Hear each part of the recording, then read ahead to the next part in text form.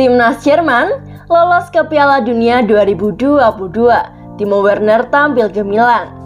Timnas Jerman pesta gol dan menjadi tim pertama lolos ke Piala Dunia 2022 di Qatar. Hasil kualifikasi Piala Dunia 2022 tadi malam, Timnas Belanda juga menang telak. Timnas Jerman lolos ke Piala Dunia 2022 di Qatar tidak lepas dari peran Timo Werner. Timo Werner mencetak 1 gol dari 4 gol ke gawang Timnas Makedonia Utara. Jerman menang dengan skor 4-0. Dilansir dari WhoScored, Timnas Jerman menang tampil mendominasi. Timnas Jerman besutan Hans-Dieter Flick mendominasi pertandingan dengan penguasaan bola sebesar 74,3%. Dari segi peluang, Jerman memiliki 24 kesempatan yang 10 diantaranya mengarah tepat sasaran. Adapun Makedonia Utara mempunyai 7 peluang dengan 1 tembakan menuju ke gawang. Duel ini berakhir dengan skor telak 4-0 untuk kemenangan Timnas Jerman. Timnas Jerman sempat mengalami kesulitan untuk menembus pertahanan Makedonia Utara di babak pertama. Di babak pertama, Jerman memiliki 15 peluang dengan 5 tembakan mengarah tepat sasaran. Striker Jerman Timo Werner mendapatkan peluang emas untuk membuka keran gol pada menit ke-46. Timo Werner melepaskan tembakan kaki kiri dari kotak penalti. Akan tetapi, si kulit bulat hanya membentur mistar sebelah kanan gawang Makedonia Utara. Skor 0-0 bertahan hingga wasit meniup peluit tanda berakhirnya babak pertama. Babak kedua dimulai, Jerman kembali berinisiatif tampil menyerang. Pada menit ke-50, Der Panzer akhirnya mampu memecahkan kebuntuan. Berawal dari serangan balik, Thomas Müller menggiring bola hingga ke dalam kotak penalti dan kemudian memberikan umpan ke Kai Havertz. Selanjutnya, Kai Havertz menyepak bola dengan kaki kirinya ke arah kanan bawah gawang Makedonia. Jerman unggul 1-0. Timo Werner mampu menambah keunggulan Jerman pada menit ke-70.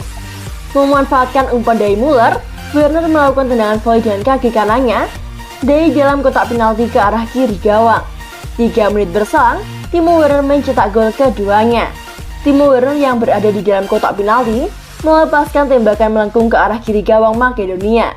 Jerman memimpin 3-0. Wonderkid Jerman Jamal Musiala turut mencatatkan nama di papan skor pada menit ke-83. Skor 4-0 untuk kemenangan Jerman. Bertahan hingga wasit meniupkan peluit tanda berakhirnya babak kedua. Berkat kemenangan ini, Jerman menjadi tim pertama yang lolos ke Piala Dunia 2022. Timo Werner mengakui melawan Makedonia Utara di babak pertama memang selalu sulit untuk dihadapi. Namun, pemain debus tersebut menyebutkan bahwa Jerman hanya membutuhkan waktu dan tetap bersyukur mereka tetap mampu melakukan clean sheet. Selalu sulit di babak pembukaan melawan tim seperti itu. Itu bagus untuk menjaga clean sheet, ujar Timo Werner, dilansir dari situs resmi Timnas Jerman, Selasa, 12 Oktober 2021. Jika Anda bermain seperti itu selama 90 menit penuh, hanya masalah waktu sampai kami memulai mencetak gol, imbuh pemain yang berusia 25 tahun tersebut. Adapun hal yang sama juga dirasakan gelandang Timnas Jerman yakni Kai Havertz. Pemain Chelsea itu juga mengaku cukup kesulitan di babak pertama dan baru mampu menguasai pertandingan secara penuh di babak kedua. Bola terakhir kami jauh lebih baik di babak kedua. Kami berjuang dengan itu sebelum jeda dan itu membuat sulit untuk menciptakan peluang. Pungkas Kai Havertz. Kami menghasilkan permainan jauh lebih baik setelah babak pertama dan akhirnya menguasai pertandingan selama 90 menit penuh, ujarnya.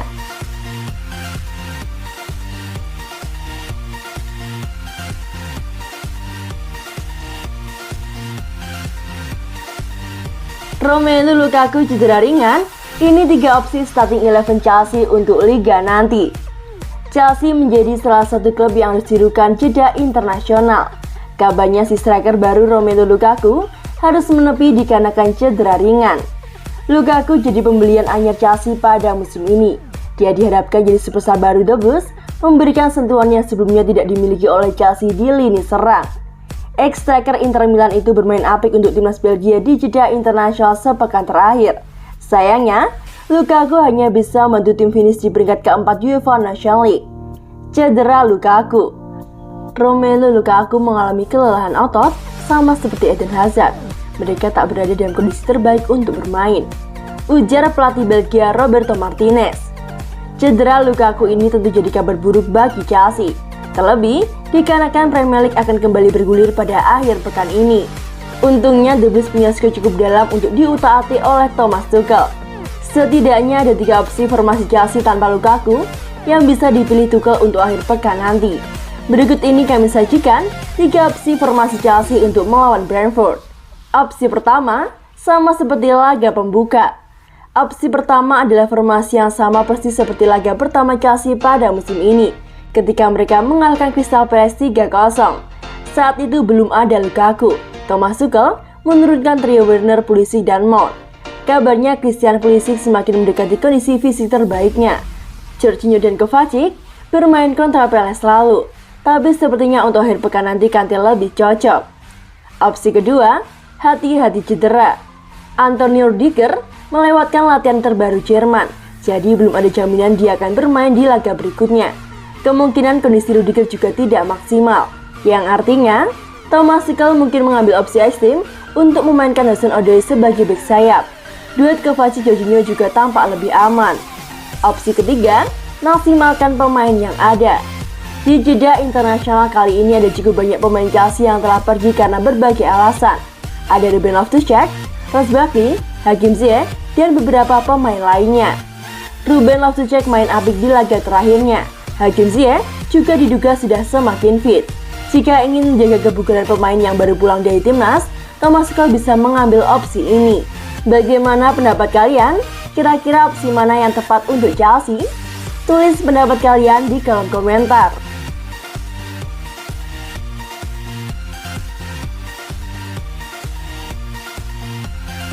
Abramovich turun tangan, Chelsea buka opsi pulangkan Eden Hazard. Chelsea buka opsi kembali pulangkan Eden Hazard dari Real Madrid setelah sang pemilik Roman Abramovich ikut turun tangan.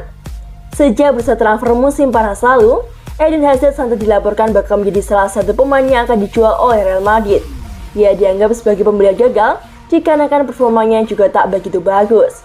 Sejak hengkang diboyong dari Liga Inggris senilai lebih dari 100 juta euro pada musim panas 2019, Eden Hazard belum menunjukkan penampilan apik di Santiago Bernabeu.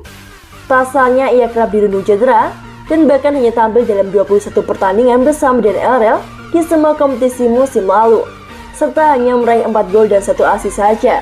Selain itu, Eden Hazard masih menerima bayaran besar di penampilan buruknya. Melansir dari Football London, Eden Hazard diketahui mendapatkan gaji fantastis senilai 416.000 pound sterling per minggu atau setara dengan 8,2 miliar rupiah. Faktor ini juga membuat Real Madrid kembali untuk mempertimbangkan menjual Hazard, yang juga bisa menjadi angin segar untuk kondisi finansial klub. Eden Hazard juga diyakini bakal setuju untuk mengambil opsi hengkang dari Real Madrid demi menyelamatkan karirnya. Dan terbaru, The Blues dilaporkan bersedia kembali menampung mantan pemainnya itu di Stamford Bridge. Rumor tersebut semakin mencuat setelah laman Nacional melaporkan bahwa Roman Abramovich mengadakan pertemuan dengan Florentino Perez selaku bos Real Madrid, di mana salah satu topik pembicaraan ialah bahwa Havertz kembali ke Stamford Bridge. Meski bakal berusaha membawa Hazard, namun The Blues enggan mengeluarkan biaya fantastis mengingat harga transfer sudah terjun bebas. Ditambah dengan usianya yang tak muda lagi serta sering mengalami cedera. Menurut informasi yang beredar, nilai transfer Eden Hazard tak akan melebihi 40 juta euro atau setara dengan 657 miliar rupiah. Di mana nominal tersebut tentu bakal membuat proses transfer bintang asal Belgia itu akan berjalan dengan alot, lantaran Real Madrid tak mau merasa rugi besar. Sebagai gantinya, Los Blancos bakal minta opsi tukar gulir dengan Reece James, pemain yang juga menjadi kesukaan pelatih Carlo Ancelotti. Selain itu, belum ada informasi lebih lanjut mengenai kejelasan apakah Eden Hazard akan kembali ke Chelsea atau Real Madrid memilih untuk menjualnya ke klub lain. Bagaimana pendapat kalian?